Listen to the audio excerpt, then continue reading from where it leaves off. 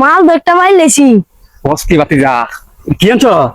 আরে এটা মামু বিদেশ থেকে আনছে বুঝছো, এটা তো মনে করো এটা সেই লেভেলের মাল বুঝছো, এটা বিদেশ থেকে মালা দেখো তো, মালা দেখছেন মামা? কেমন জানলি?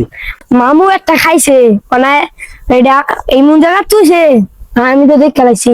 যা জিনিস একটা আনছ হ্যাঁ বাতি যা তুই আসলে একটা কামের নাও কি হ্যাঁ লফাতি যা মিলে গিয়া কিন্তু মন দেখে হ্যাঁ বহু টাকা না থেকে হাই বাগান গিয়ে খাইলে হ্যাঁ হ্যাঁ হ্যাঁ নো নো চলো যা চলো।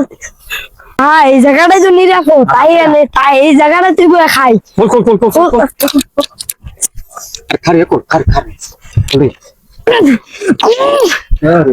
আমি কি করি না। কল পাওয়ার না